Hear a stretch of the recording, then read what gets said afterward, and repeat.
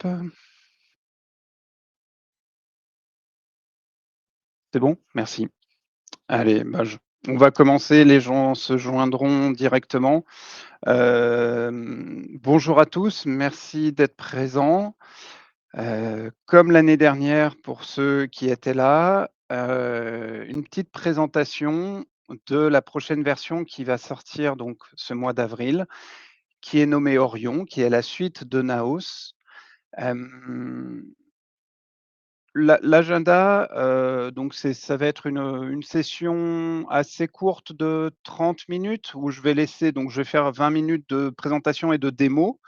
Il faut bien voir que c'est une preview, à la différence de l'année dernière où on avait fait notre, webinar en mai, juin, donc après la sortie de la version. Ici, c'est une version encore en cours de développement puisqu'elle sort, mi-avril, fin avril. Hem et donc je vais vous présenter ça sur une plateforme de développement. Donc j'espère qu'il n'y aura pas d'effet Bonaldi pour, ceux qui ont mon âge et qui voient très bien de quoi je parle. Pour l'agenda, d'abord une petite rétrospective, c'est quoi Orion par rapport à Naos? Puis, je vais présenter des petites améliorations qui sont vraiment des, vous allez voir, des quick wins que j'ai présenté ici comme amélioration de user experience, mais en fait que nous on appelle au sein de la R&D des product improvement, désolé pour l'anglicisme, mais qui au final sont plein de petits projets qu'on rajoute pour justement faciliter la vie des utilisateurs sur nos applications.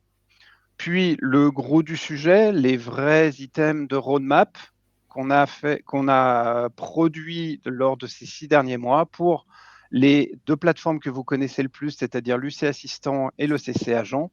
Mais également, je vais faire un petit détour par Connect. Vous avez peut-être déjà suivi, les webinaires Connect que j'ai présentés déjà sur 3 sessions. Une vidéo sur YouTube est, disponible pour ceux qui n'ont pas eu la chance de les suivre. Mais voilà, je vais encore faire une petite parenthèse, puisqu'au final, Connect, l'assistant et le CC Agent sont aujourd'hui nos 3 solutions de Xivo. Petite rétrospective, petit rappel des LTS rapidement. Orion, sorti, comme je viens de vous le dire, en avril 2025, donc très bientôt, va en fait automatiquement va décommissionner la version ISAR de mai 2022. C'est-à-dire que ISAR ne bénéficiera plus du support éditeur, c'est-à-dire nous, on ne fera plus de support de mise à jour corrective et de sécurité en dessous de ces versions-là. C'est-à-dire que seulement à partir de la version Java, on va encore prodiguer des fixes, comme vous pouvez le voir jusqu'à octobre, c'est-à-dire qu'en octobre 2025, ce sera au tour de Java d'être décommissionné. On a une fenêtre de tir de 3 ans de LTS de support, donc c'est-à-dire que toutes les versions d'avant ne sont plus supportées. Orion, c'est quoi? Orion, c'est une version qui a été constituée de 6 sprints, vraiment, donc la R&D de Xivo travaille en mode itératif. Toutes les 3 semaines, on a une nouvelle version intermédiaire et d'ailleurs, je vais vous présenter aujourd'hui une version intermédiaire d'Orion. La version finale est pour avril. Juste pour donner un ordre d'idée, Orion, c'est 70 tickets de fonctionnalités, de nouvelles fonctionnalités. Donc, vous vous doutez bien que je ne vais pas tout vous présenter aujourd'hui, sinon je vous prends la journée. Je vais présenter vraiment que les tickets que je pense peuvent vous intéresser. Et c'est quelque chose que j'aime bien positionner aussi et réexpliquer, Orion, ça a été seulement que entre 5 et 10 de bug fix. Ce qui est très peu dans l'ingénierie logicielle. Et pourquoi c'est aussi peu? Eh ben, c'est parce que surtout on a une méthode de développement, on a un paradigme qui nous permet justement d'avoir très peu de bug fix sur nos versions. On est vraiment sur une solution stable et on est très fiers de le partager avec vous. Commençons par le premier sujet de l'agenda, c'est-à-dire les améliorations UX. Donc, c'est tous ces petits product improvements dont je vous parlais.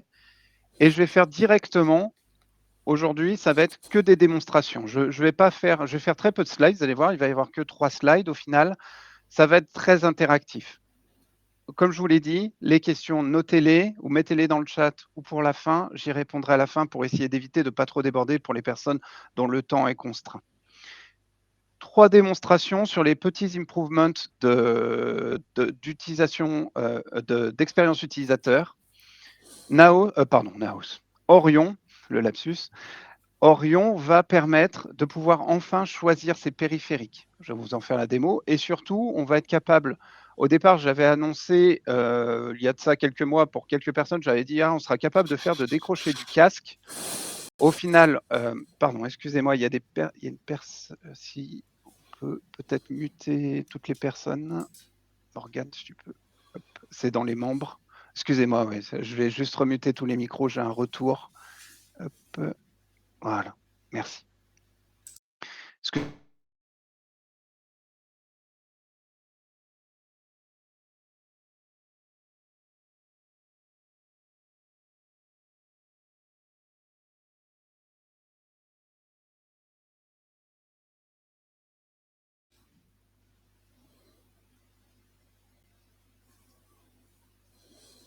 Pardon, excusez-moi, en voulant muter toutes les personnes, je me suis muté aussi. Je disais justement qu'au final, on est allé plus loin que juste du décrocher au casque. On est capable, en fait, de faire complètement de la, gestion téléphonique avec les casques. C'est une intégration vraiment, poussée et on pourra en parler après dans les questions. Également des nouvelles sonneries, également l'application mobile, je ferai une petite présentation. Il y a eu une grosse refonte de la gestion d'appels et également une mise à jour de Jitsi, mise à jour que vous êtes en train de profiter actuellement. Je présente, les, nouvelles fonctionnalités. Donc je vais me connecter sur une plateforme de dev interne, ici, qui est sur une version intermédiaire d'Orion. Hop, ah,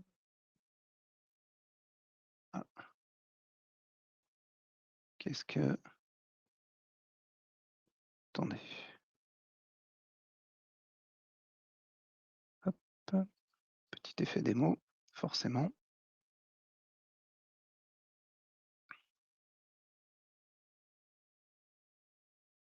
Hop, voilà, c'est bon.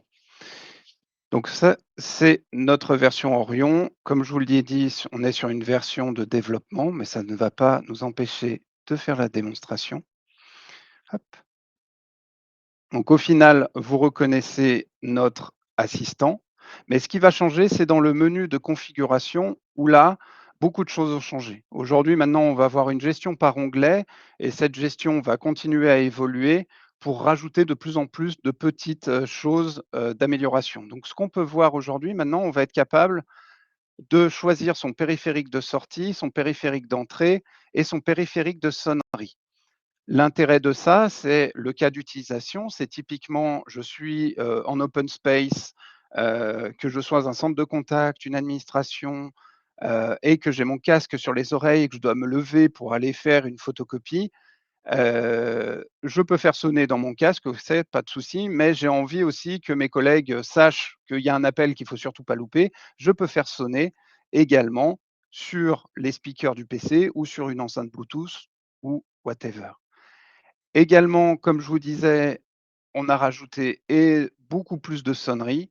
C'était assez limité. On nous avait fait le reproche que, bah, au final, les gens, avaient tous la même sonnerie dans le bureau. Ça, c'est quelque chose, qui a été amélioré et même on pourrait encore en rajouter. La version n'est pas terminée, donc voilà, n'hésitez pas, dans les commentaires. Et également ce que je vous disais, alors la traduction est encore décrochée au casque, mais c'est vraiment du pilotage de casque. Au final, vous allez pouvoir donc on est compatible Jabra et Plantronics. Pour les autres gammes de postes, il faudra revenir vers nous puisque c'est disons que ça va être du à façon pour d'autres gammes. Si on parle de Sennheiser, si on parle de, Bose ou, Yeelink, qui malheureusement ne suivent pas les standards, qu'on utilise, c'est-à-dire ici, pour, les techniciens, le WebHID. Donc on s'est vraiment gardé Plantro et Jabra de base dans notre, solution. Pour d'autres, ce sera à revenir vers nous. Mais voilà, donc au final, on va appairer son casque et à partir de ça, on sera capable automatiquement de pouvoir décrocher, raccrocher, mettre en pause, avoir les lumières du casque et cetera, de bénéficier en fait de toute la téléphonie du casque directement dans notre assistant, mais pas que. C'est dans l'assistant, ce sera aussi dans le CC Agent, dans le POPC. Donc c'est vraiment sur, toutes nos applications web, on sera capable de piloter nos appels depuis le casque et non plus via le PC. Autre chose très importante et je tiens à le dire, c'est pas une intégration avec les API de ces constructeurs, c'est une intégration vraiment système qui nous permet de pouvoir décrocher au casque, même si l'ordinateur est verrouillé. Et ça, je sais que ça fera plaisir au RSSI. Ce n'était pas le cas avant dans l'ancienne version de décrocher au casque qu'on avait sur Xivo, qui était sur des vieux Plantronics et qui était en utilisant des API de Plantronics. Là, on va pouvoir vraiment décrocher au casque. La personne verrouille son poste pour aller faire une photocopie. Il pourra quand même décrocher son appel, le mettre en pause, raccrocher et en plus avoir les lumières sur son casque pour que la personne comprenne que c'est pas la peine de lui parler puisqu'il est en train de photocopier et surtout qu'il a un appel en cours. Donc ça, c'était la première démonstration. La deuxième, je vous ai dit, c'était je reprends ma présentation. Oui, c'est la refonte de la gestion d'appels sur l'application mobile. Aujourd'hui, hop, je vous présente vite fait.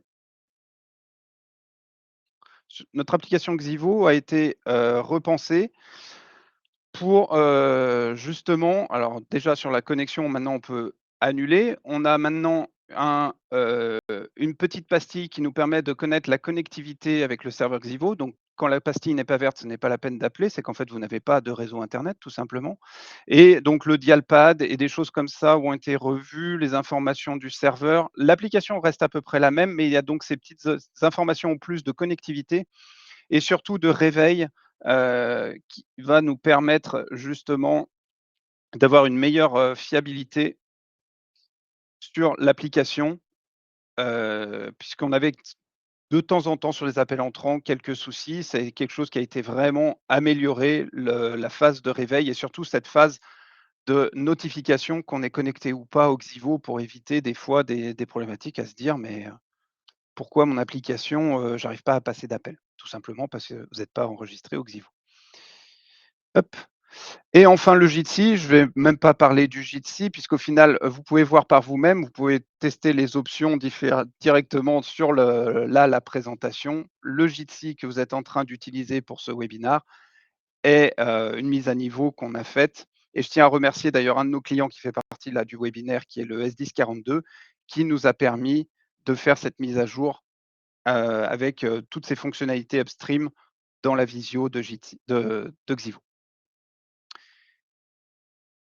Si on passe sur les évolutions, donc de l'assistant et du CC agent, pareil, je vais faire, 3 petites démos.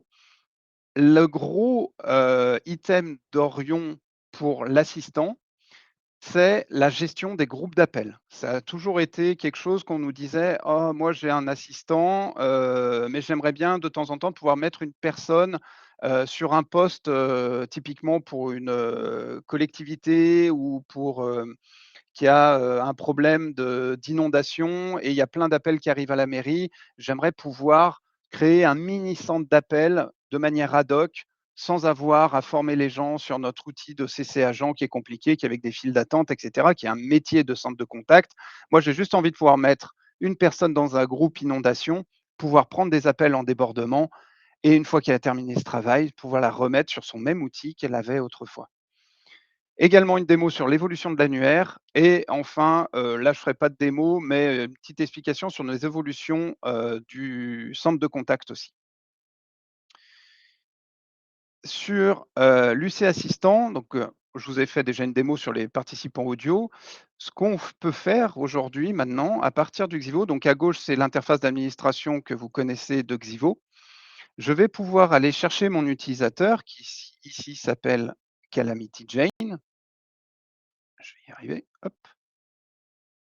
Donc je cherche mon utilisateur, je le modifie et je vais automatiquement aller dans les groupes et dire que cette personne, elle va être dans 3 groupes d'appels. Oups, c'est compliqué avec le petit clavier. Bon, elle sera dans 2 groupes d'appels, hein, je suis pas très doué avec le clavier. Hop, ah c'est bon. Je sauvegarde et automatiquement, donc l'administrateur a mis cette personne dans 3 groupes et une nouvelle icône apparaît de manière automatique pour dire: «Cette personne, Calamity Jane, dorénavant, elle va prendre tous les appels qui vont arriver du 2002, 2001, 2005», qui peuvent être des groupes, par exemple, comme je vous disais, pour gérer les inondations et cetera, de manière inopinée.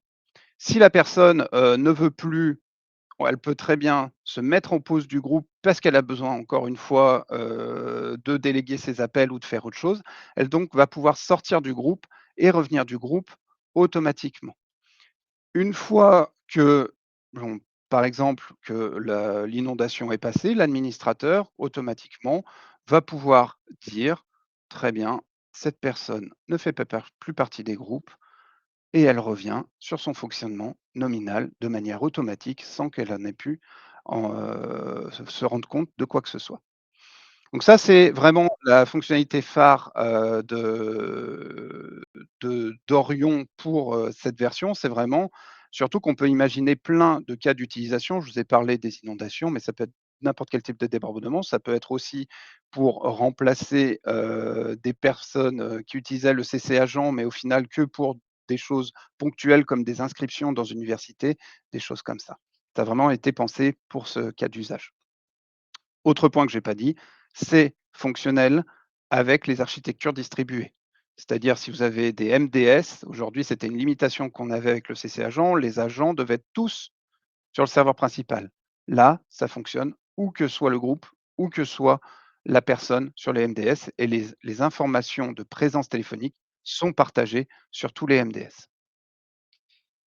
Hem, L'évolution de l'annuaire, tout à fait. Heu Si je cherche une personne, par exemple, dans mon LDAP, je trouve, par exemple, James, je vais le mettre en favori, ce James. Je vois qu'aujourd'hui, bah, c'est une personne qui est sur le LDAP. Il y a plein d'informations qui reviennent du LDAP. C'est un production engineer qui vient du support, et cetera. Ce que je vais être capable aujourd'hui à partir de d'Orion, pardon, ça je suis encore sur Naos, je vais être capable de merger ces résultats avec d'autres annuaires. Imaginons que, je vais prendre son email, vous allez comprendre pourquoi. Je vais créer un contact personnel, donc mon annuaire à moi et je vais l'appeler, Jal. Son email, parce que c'est le pivot, c'est cette information-là qui va permettre de regrouper nos différents annuaires et je vais dire: «Bah, tiens, moi je connais son numéro perso en fait à ce gars-là et c'est le 44444». Pouf, je vais sauvegarder automatiquement et et l'effet démo. C'est ce que je disais, effet Bonaldi. Qu'est-ce que j'ai fait?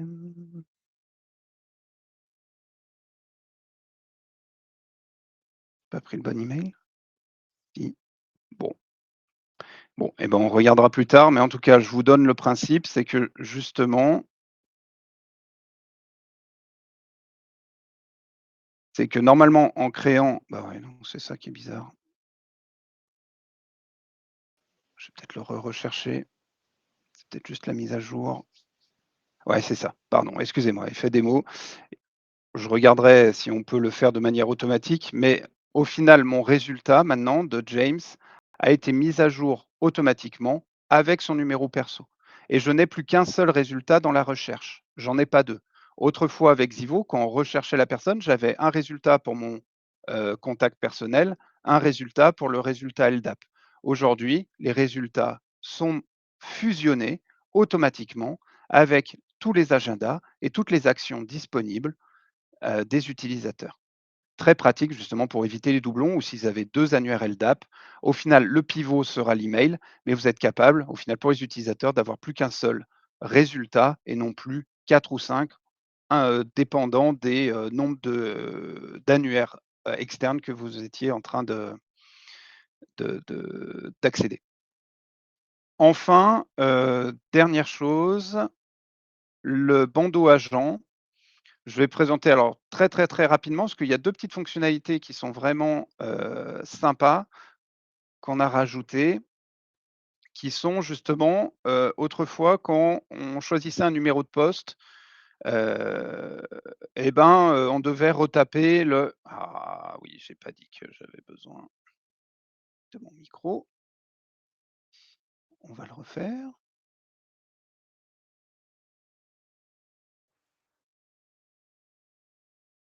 Ah mais c'est que mon micro est déjà pris. Bon alors je sais pas si je vais pouvoir faire la démo, on va voir. Hop. Ce que je voulais vous montrer, voilà, autorisé. C'est que, voilà, la personne, on voit que je suis déjà connecté avec un autre numéro 1300 et ça va pas me redemander mon login mot de passe. Ça, c'était un problème quand on avait de la délégation d'authentification ou, de l'authentification Xivo. Au final, on a déjà donné son login mot de passe, on n'a pas envie de le retaper, on veut juste changer son numéro. Également, il y a un raccourci maintenant qui permet de changer le numéro à la volée sans devoir retaper son login mot de passe. Donc ça, c'est très pratique pour les personnes qui font du free sitting. Elles vont pouvoir changer de poste comme sans devoir se réauthentifier. Et également, toutes les fonctionnalités de périphérique audio décroché au casque que je vous disais vont se retrouver aussi ici dans le CC Agent.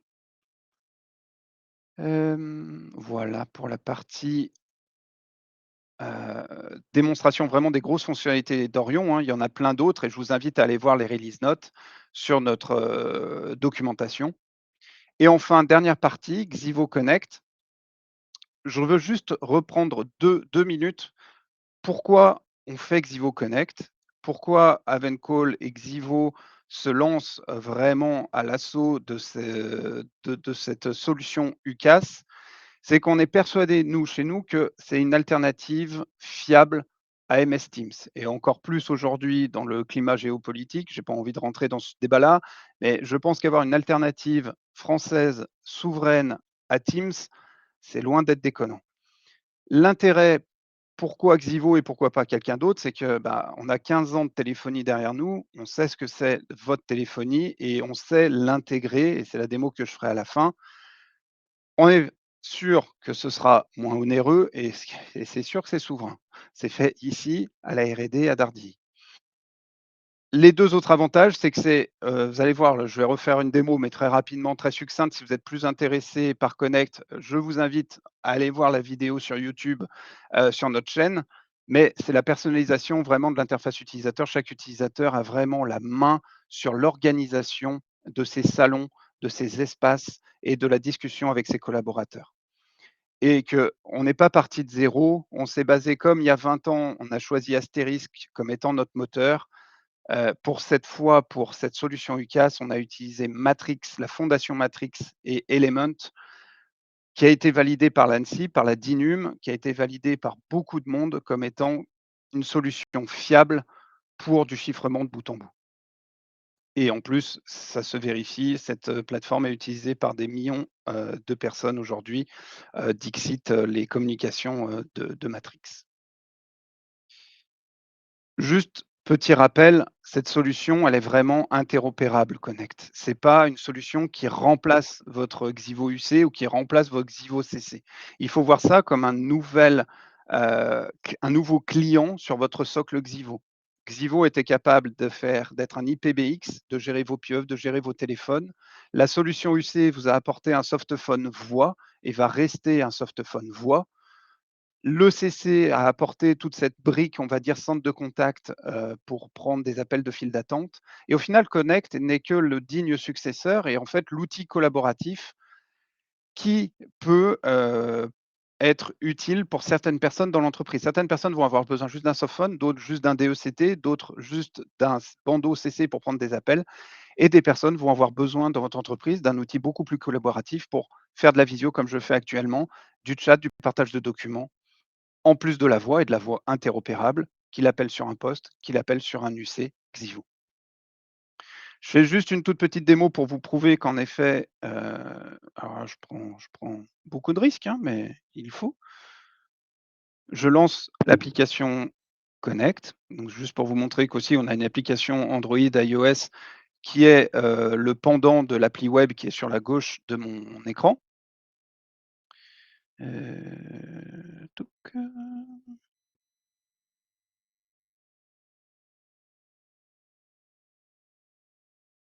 Pas forcément. Et ce que je vais faire, j'ai une pieuvre, branchée sur notre Xivo de prod juste à côté de moi et je vais appeler depuis la pieuvre et là, c'est juste pour vous montrer que justement, ça va sonner sur les 2 applications, que je vais pouvoir prendre l'appel sur un côté et hop et pouvoir me balader avec l'appel en cours automatiquement d'une solution à l'autre. Désolé, je vais raccrocher parce que sur la pieuvre, ça fait beaucoup de bruit ici. Mais voilà, c'était juste pour vous montrer que cette solution n'est pas là pour remplacer, mais c'est une addition aux solutions qui existent déjà et elle est complètement interopérable à un Xivo et complètement transparent avec ce que vous connaissez déjà.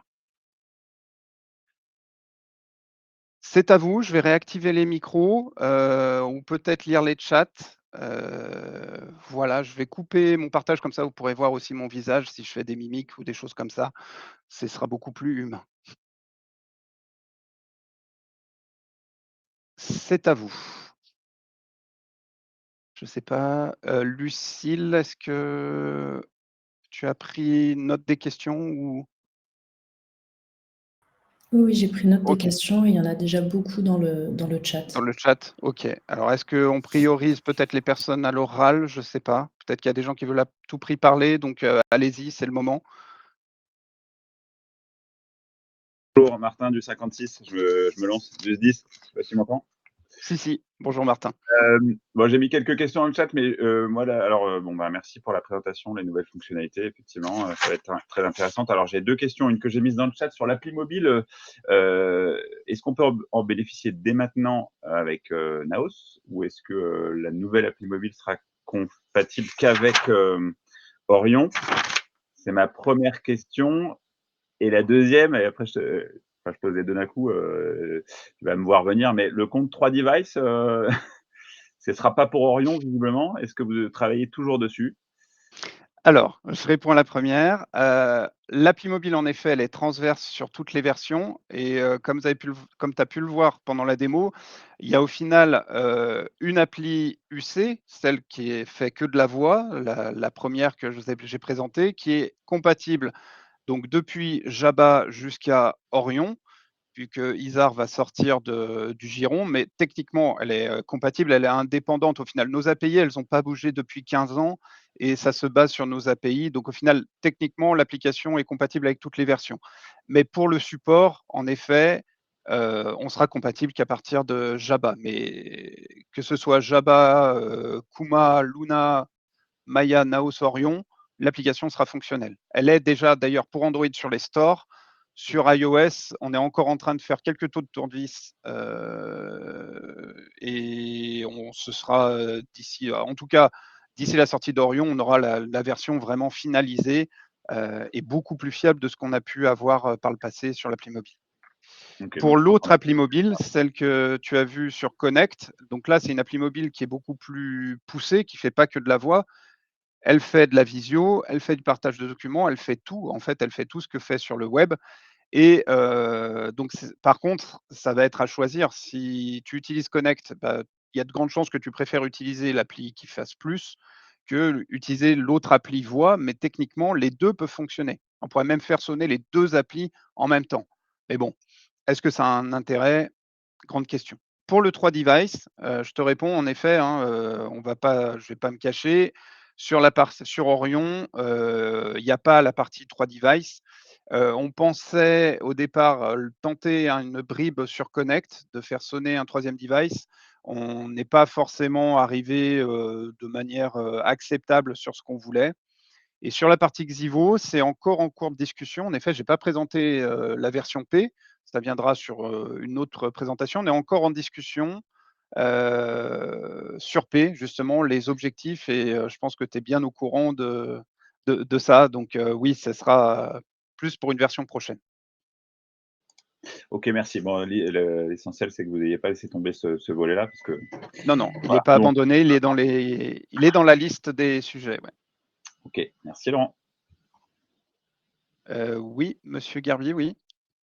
Oui, bonjour. J'ai une question sur des choses dont on a discuté au séminaire, sur le fait que depuis l'administration Xivo, de voir quels sont les clients connectés avec leur IP et des informations sur les clients. Actuellement, par exemple, je ne veux pas dire qui utilise l'application mobile quand on me pose la question parce que je n'ai pas de moyen de l'avoir. Et au niveau RSSI, je suis RSSI. Si on a un problème sur une IP, on ne sait pas faire lien entre l'IP de quelqu'un et un appel quand les gens utilisent le client. Merci. Tout à fait, ouais. Merci. En effet, je me rappelle de cette discussion. Elle n'a pas été oubliée. Par contre, je ne l'ai pas présentée, en effet. Pourquoi? C'est qu'en fait, on a un module de télémétrie, vous l'avez peut-être vu et d'ailleurs on l'a documenté maintenant, sur notre page, parce qu'on voulait être transparent. On a un module de télémétrie qui s'appelle l'USM et en fait, il y a des, containers qui tournent sur ces plateformes. Ces containers, anonymisent des informations, et récupèrent donc justement qui utilise quoi. Donc on ne pourra pas savoir avec l'IP précise, on saura qu'il y a eu une personne qui utilise l'appli mobile, une personne distincte. Par contre, c'est ce que je disais et ça n'a pas changé, dans les logs, applicatifs de notre, front, on est capable de savoir qui se connecte avec quoi grâce au user agent. Mais on n'a pas fait d'outils, de récupération automatique. Au final, on a des données de télémétrie, qu'on est capable de récupérer et à voir si on les permet qu'elles soient exploitées, vous, côté client. Ça peut être une solution. Aujourd'hui, c'est des données que nous, on regarde pour justement la bonne santé de l'application. C'est pas pour faire à des fins commerciales, hein. C'est anonymisé, mais en effet, ces données pourraient être peut-être partagées. Après, ça, là, dans ce cas précis, Monsieur Gerby, ça vous aiderait pas parce que vous aimeriez savoir l'IP de la personne qui utilise l'application mobile. Ça, seuls nos logs applicatifs le permettraient. Mais on n'a pas fait d'outils là-dessus. Même les logs, moi ça me va, hein, donc c'est juste avoir la correspondance, voilà, tel numéro de téléphone avec tel IP de tel temps à tel temps. Et si j'ai la version du client dans les logs, ça me va très bien aussi, je pourrais Oui, faire des ça c'est bon. statistiques et répondre. J'ai pas Ça besoin d'interface c'est web pour cette requête, hein, donc ça si vous documentez où c'est dans les logs, c'est parfait, ouais. OK. Bah, ça ou même, je pense qu'un appel, au support, même une demande R&D, ça je pense qu'il y aurait aucun souci pour qu'on vous donne ces informations-là. On les utilise nous pour le debug de toute façon. D'autres questions, d'autres remarques?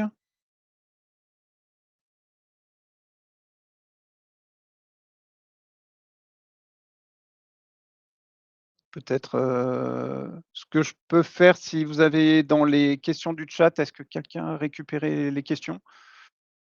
Il y en a beaucoup. Je vais essayer de regarder rapidement. Après, je vous laisserai je veux pas non plus vous prendre trop de temps. Quel modèle de casque préconisez-vous? Ça, c'est une très bonne question. Donc je vous ai parlé de compatibilité avec, Poly. Il faut que j'arrête de dire Plantronics, ça n'existe plus depuis bien longtemps.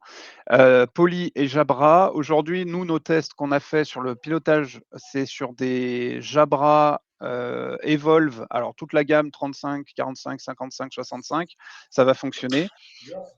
Les Evolve 1 et 2.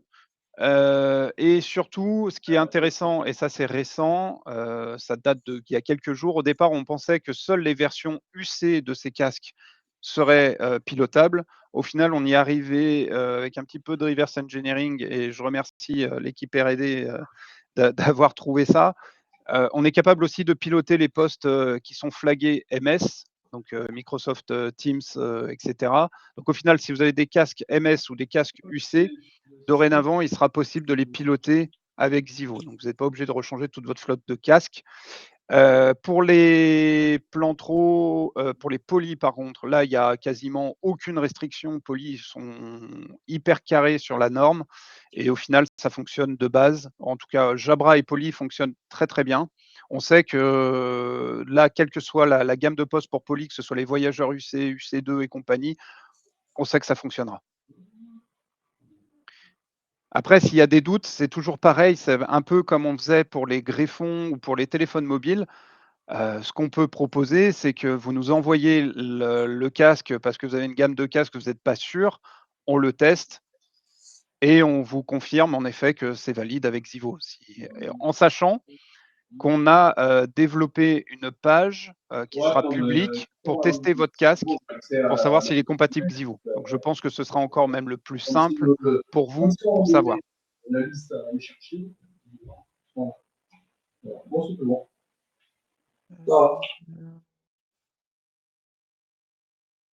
Alors, merci de nous donner les noms du softphone. Ah, oui, Laurent. Alors, pardon, j'ai pas mis le micro en face. Bonjour. Nous, on envisageait des casques Yeelink. Est-ce que vous avez...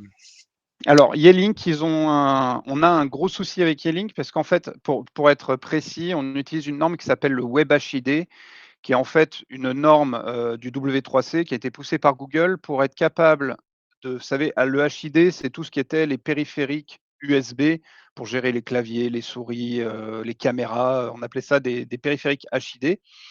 Et ils ont fait une norme WebHID pour justement étendre ça et être capable de contrôler un périphérique HID via le web.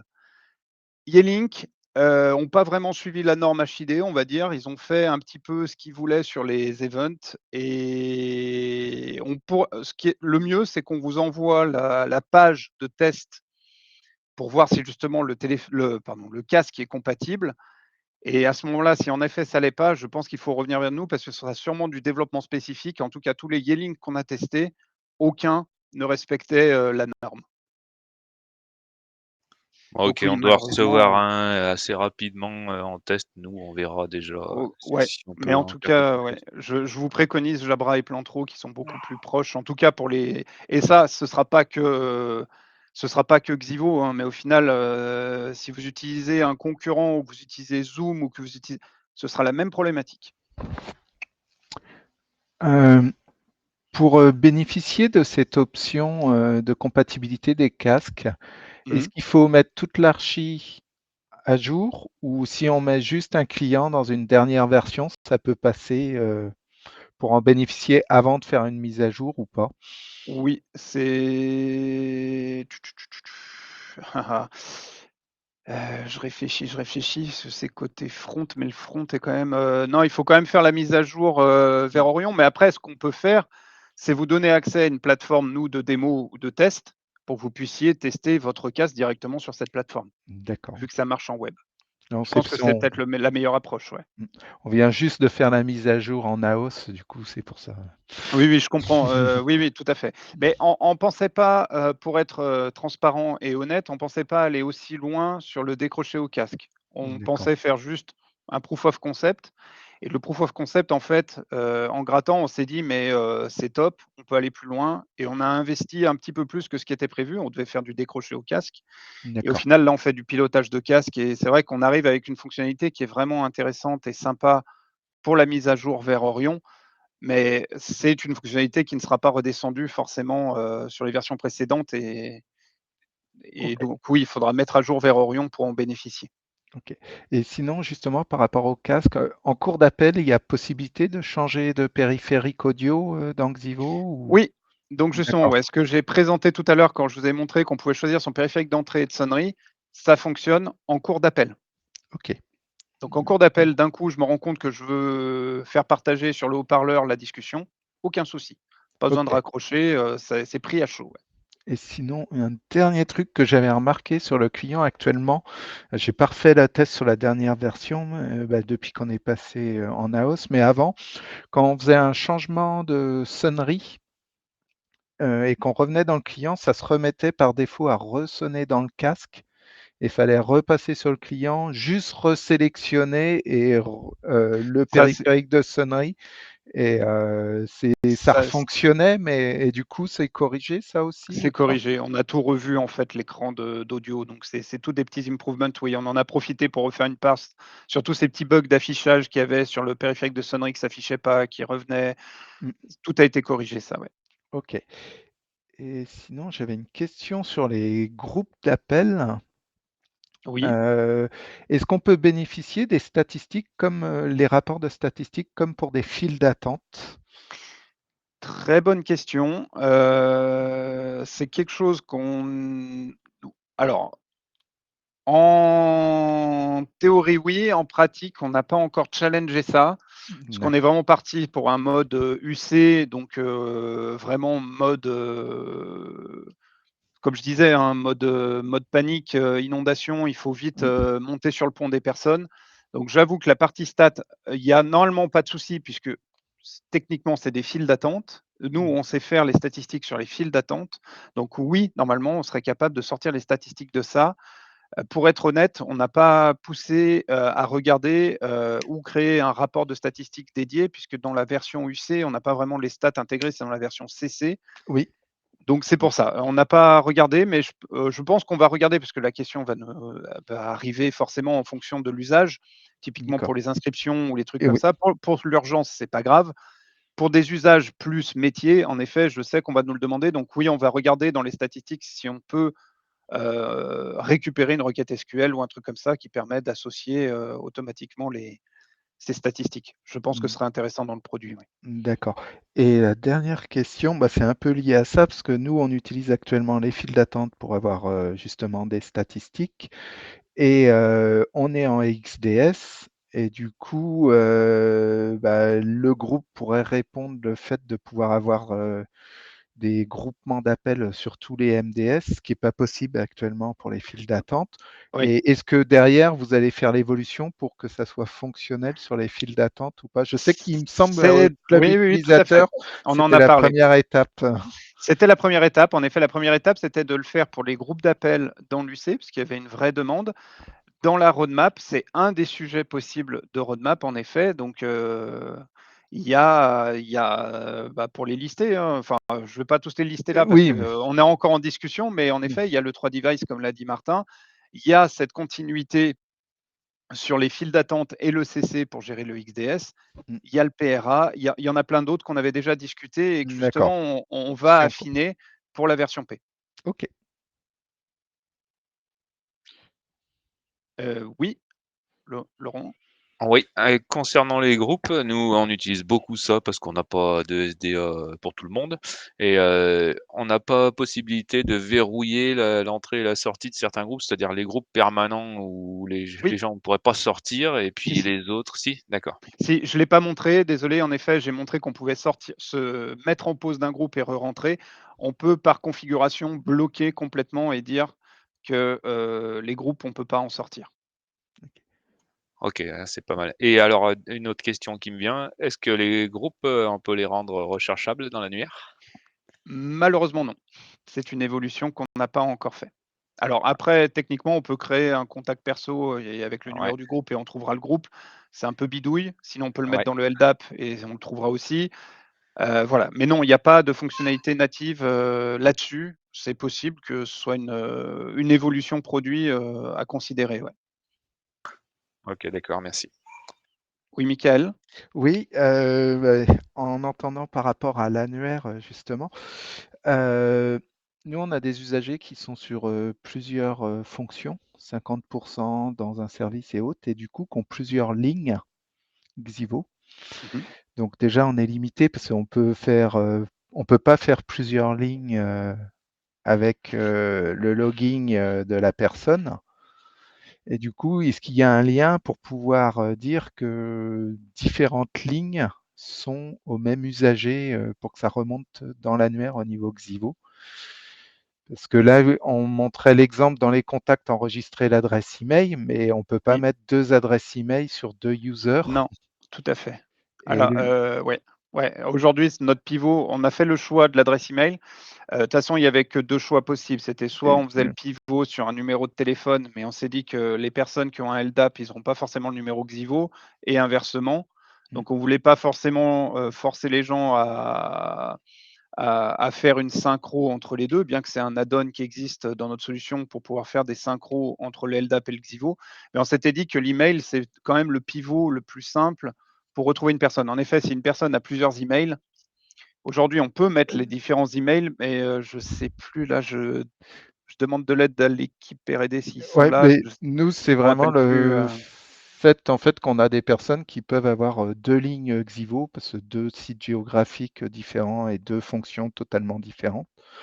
Et du coup, Et actuellement, il y a une ligne qui est liée à son email et son login à Galan et l'autre, c'est le même nom, prénom, mais on n'a pas moyen de lier pour dire que cette ligne, en fait, c'est le même utilisateur. il faudrait réussir à mettre l'email en premier, parce que je crois que c'est le premier email qu'on prend, mais c'est là que c'est sous couvert de l'équipe, je me rappelle plus. Mais si le premier email est le même, au final, ça mergerait les résultats.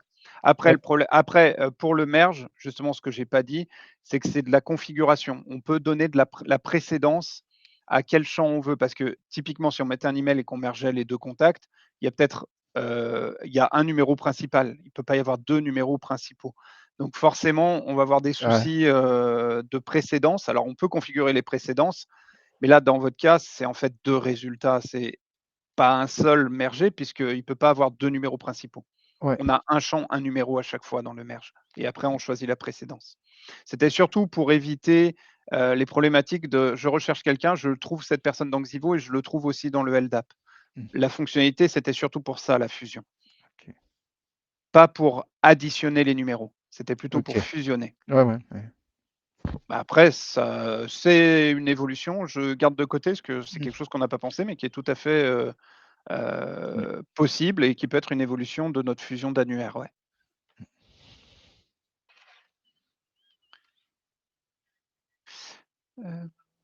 Je sais pas, il y avait d'autres questions. Merci. Alors ça, j'ai pas tout compris. Les noms du softphone, Android, iPhone, Linux, client web, lourd. Alors, pour les noms des softphones Android, de toute façon, c'est simple, c'est sur le store. Il y a juste à taper Xivo. Que ça y est sur l'App Store ou sur l'Android Store, vous allez tomber dessus sur l'appli officielle.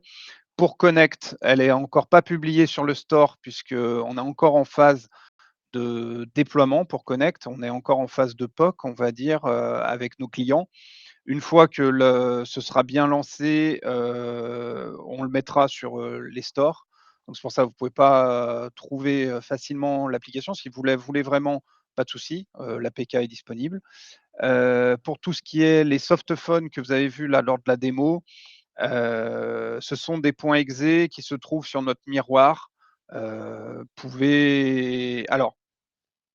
petite, je repartage juste mon écran, chose que j'ai oublié de dire et qui me tient à cœur. Il y a un forum qui existe depuis 10 ans sur Xivo et que peu de personnes connaissent. C'est un forum communautaire où il y a énormément de personnes qui participent. Pas forcément des clients de Xivo, hein, je veux dire des clients au support. Il y a des personnes que je tiens d'ailleurs à remercier si elles sont là, je ne sais pas, peut-être pas, mais en tout cas, il y a des personnes du CNRS qui sont ultra pertinentes sur ce forum-là. Donc, n'hésitez pas à venir vous inscrire parce que vous pourrez trouver pas mal d'informations sur des problématiques.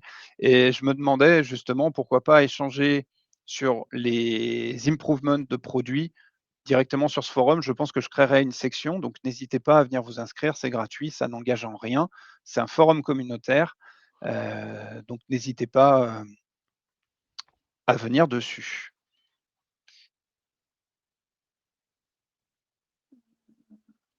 Oui, ça c'est bon. Ah, il y avait une question de Martin. Qu'entends-tu par les fonctionnalités upstream? Upstream, ça veut dire on n'est pas éditeur de Jitsi comme on n'est pas éditeur d'Element, mais qu'on intègre ces solutions dans notre produit. Donc en fait, on bénéficie de la R&D de leur côté quand ils créent des nouvelles fonctionnalités open source et disponibles et libres. Eh ben, on en profite en fait automatiquement. Une fois qu'elles sont validées par nous, on les intègre aussi dans notre produit. C'est ça ce que j'appelle fonctionnalité upstream. Merci. Ça, c'est bon. Ouais, la question, ouais, groupe d'appel, on parle bien de groupe d'appel, hein. On parle d'utilisateurs dans des groupes et non pas des agents dans des files d'attente. Sur les stats, on avait été demandé. Excusez-moi, hein, je lis les messages en même temps. Bon, je pense qu'on est bon, non? Est-ce que la gestion des groupes concerne seulement les lignes ou full WebRTC? Non, ça fonctionne avec n'importe quel type d'utilisateur. Est-ce que l'utilisateur peut peut choisir la limiter la recherche à certains annuaires externes seulement. Non, aujourd'hui sur la recherche annuaire, du moment où il est défini dans Xivo, la recherche annuaire est faite sur tous les annuaires. On n'a pas encore la séparation d'annuaires. Séparation d'annuaires est aussi un sujet de discussion pour les prochaines versions. N'est-il pas possible de mettre une différence entre les groupes permanents? Si, ça on l'a dit.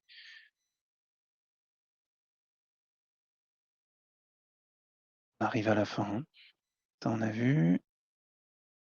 Pour l'application mobile, comment la configurer, sachant que j'ai jamais utilisé Objective-C? Est-ce que vous avez une documentation? Alors, pour l'application mobile, vous avez besoin d'un prérequis qui s'appelle notre module Edge, qui est un add-on payant, on va pas se mentir. Pourquoi? Parce qu'en fait, l'application mobile, elle a besoin d'être réveillée et pour être réveillée, elle a besoin d'être notifiée par des serveurs soit d'Apple, soit de Google. Et en fait, qui dit être réveillé via internet, puisque votre mobile, il peut être sur un réseau, Wi-Fi, il peut être sur le réseau data, il peut être n'importe où. Et en fait, pour pouvoir être réveillé, on envoie ce qu'on appelle des push notifications, vous savez, les mêmes que vous recevez, quand il y a une news et cetera. Et nous, on envoie ces push de manière silencieuse pour réveiller le téléphone, pour aller se connecter et récupérer l'appel. Et en fait, ça nécessite que votre Xivo ait une patte accessible sur internet pour pouvoir envoyer ces messages de push. Enfin, envoyer ces messages aux serveurs d'Apple ou de Google pour qu'ils, eux, aillent réveiller le téléphone. Et ça nécessite donc ce SBC, on va dire, ce edge, ce qu'on appelle, qui n'est rien de plus qu'un SBC ou un proxy, en gros, entre internet, le téléphone et votre Xivo. Donc c'est pour ça que c'est le seul prérequis. C'est sûr que si aujourd'hui vous téléchargez l'application Xivo, ça va vous demander l'URL de votre serveur Xivo. Vous allez rentrer l'URL de votre serveur Xivo et puis là, ça va vous mettre une erreur ou un message qui vous dit désolé, vous n'avez pas les prérequis. Et en fait, les prérequis, c'est le module Edge. Mais ça, vous pouvez le trouver dans la documentation aussi. Parfois, le Xivo desktop se déconnecte et l'agent n'est pas notifié. J'ai une tentative de connexion automatique. Au bout d'un certain temps, je peux connecter.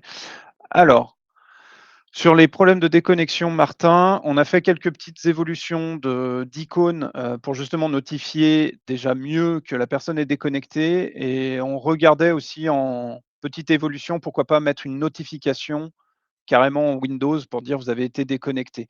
Aujourd'hui, s'il y a des déconnexions des agents, c'est plus là qu'il faut creuser. Il faut plutôt chercher la source du problème que essayer de réparer les conséquences. Ils n'ont pas à être déconnectés. C'est surtout ça le vrai fond du problème. Ouais, je te rejoins, Laurent, ça nous arrive assez souvent. On cherche pourquoi, mais en tout cas, quand ça arrive, les agents s'en rendent pas compte. Ça, c'est Ouais. embêtant. Ouais, tout à fait. C'est pour ça, ouais, je pense qu'il faut qu'on trouve une notification.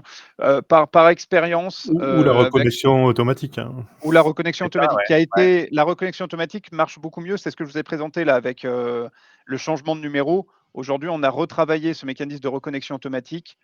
Ça va maintenant, l'agent sera reconnecté de manière automatique s'il est sur le bon numéro de poste, etc. Ce qui n'était pas forcément le cas avant. On avait quelques soucis là-dessus. Donc ça Mais a même été corrigé. en dehors du CC agent, hein. Enfin, là, on parle Oui, du oui. niveau des. Ouais. Ah oui, l'UC, le desktop, tout ça, c'est des choses qui ont été revues sur la connexion.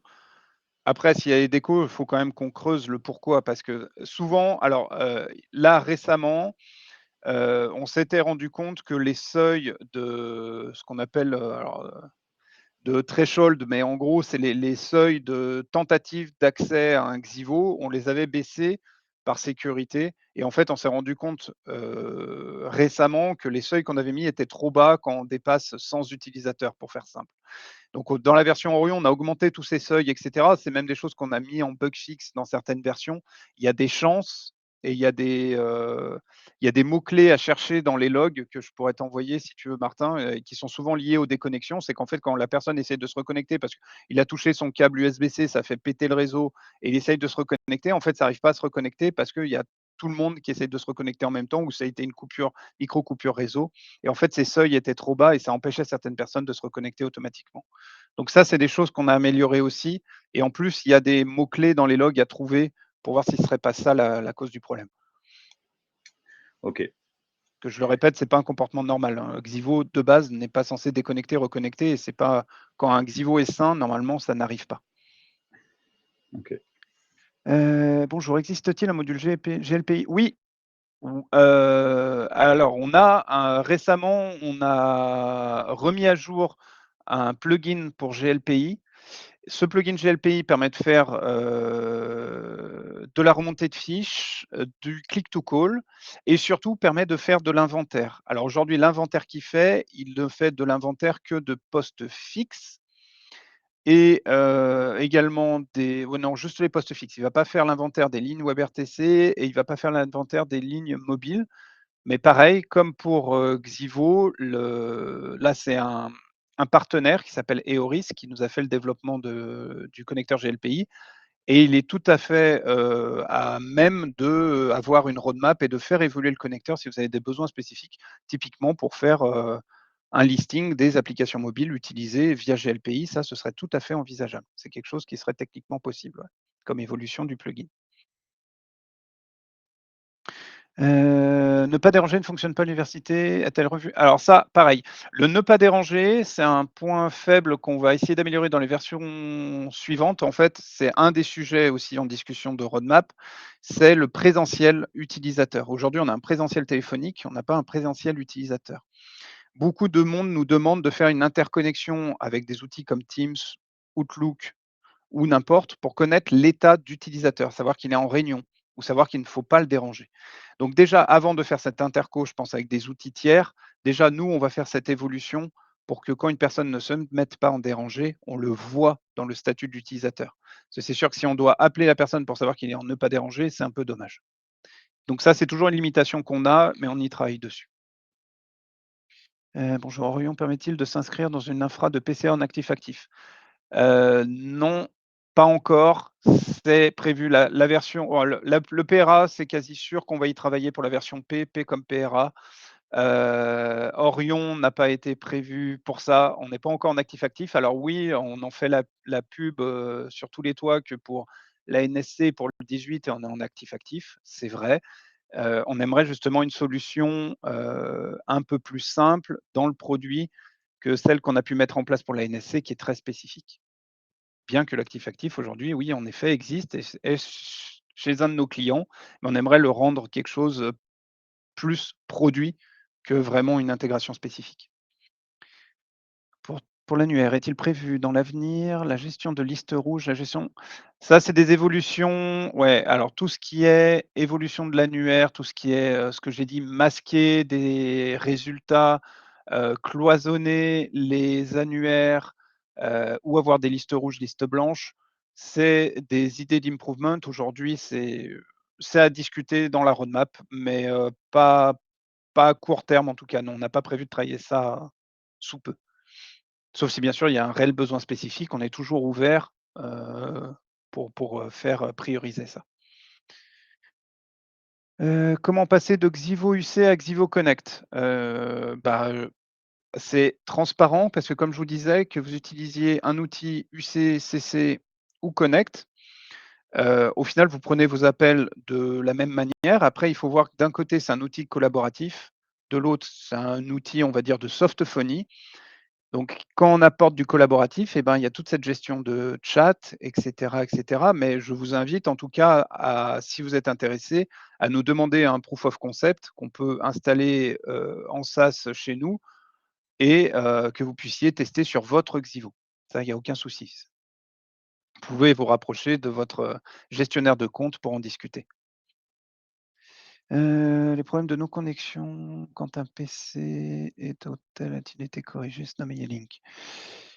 Alors Franck, je suis pas sûr de comprendre la question. Si vous êtes encore là, je veux bien Oui, bonjour. précision. Oui, là actuellement, quand, on a des fois des micro-coupures, électriques, parce que bon, le site est assez grand, quand il y a des coupures électriques et si un ordinateur est démarré et quand on est connecté derrière le téléphone, le téléphone, il ne se reconnecte pas au Xivo. Heu, Et ça, je sais que l'information avait été remontée au niveau du R&D et je sais pas trop, où ça en est. et ben, je recouperai avec le support parce que j'avoue que ce sujet précisément, pas plus connaissance que ça, mais je regarderai. Il y a un ticket au support de ce problème? Non, je crois qu'on l'a fait remonter par par le technicien, la Xivo, qui travaille sur l'université. D'accord. Et vous êtes l'université de Toulouse. Toulouse. OK, très bien. Ouais, en plus, on a des entités qui sont en U102.1X sur le téléphone et là, du coup, quand il redémarre, ça marche pas. OK, très bien. Bon, je vais creuser parce que je vois que Michael des UGA ont le même souci, donc il y a un sujet. Très Merci. bien, je vais vous rendre votre, ah oui, Martin? Ouais, non, juste excuse-moi, la question que je posais sur les groupes, en fait, je te disais, est-ce que tu parles de groupe ou de file d'attente? Pour moi, un groupe, c'est faire sonner plusieurs postes en même temps et le premier qui décroche à la com, on est bien d'accord, hein? Alors le groupe, c'est une file d'attente techniquement. Après, la seule diff, c'est qu'on a moins d'options sur un groupe qu'une file d'attente. Mais par contre, la stratégie de sonnerie, en effet, sur un groupe, tu peux mettre soit du faire sonner tout le monde, faire sonner en round robin, faire sonner celui qui a, enfin, c'est des choses qui sont tout à fait possibles, c'est de la configuration de groupe. Donc tu peux Mais faire soit sonner tout le monde, soit sonner, les uns à la suite des autres. Ça dépend de ta stratégie de sonnerie.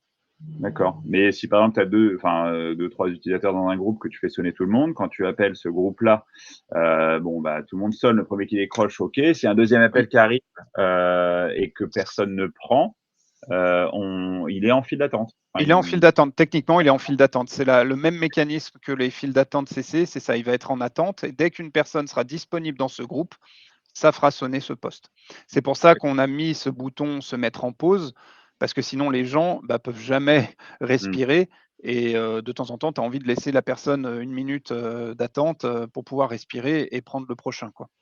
D'accord. Non, Ouais, non, moi donc c'est vraiment les mêmes mécaniques, ouais. je pensais C'est qu'un pas groupe, il y raccroché. avait, je pensais qu'il y avait une ligne dans un groupe et que, Non, le non, premier. c'est vraiment une file d'attente, les gens sont en attente et c'est configurable, le temps d'attente, le débordement, tout ça, c'est des choses OK. configurables. Il y a moins de configurations possibles que les vraies files d'attente qui sont vraiment vues pour du centre de contact avec beaucoup plus de personnalisation. Les groupes, c'est assez basique, mais pour les cas d'usage que j'ai présentés, ça fait le taf. Ou OK. typiquement les fonctions, là, si on parle d'un S10, même pour la NSC, ce genre d'outil va être utile pour la prise de fonction. Dire, c'est tel, gradé qui doit s'occuper, pour, les missions sur le terrain. Mmh. Pouf, il prend la fonction de chef et voilà, et il rentre en fait dans le groupe automatiquement et c'est pas la personne qu'on appelle, c'est la fonction. D'accord. OK. Merci Laurent. Voilà. Oui, Gabriel? Je pense que ce sera le dernier.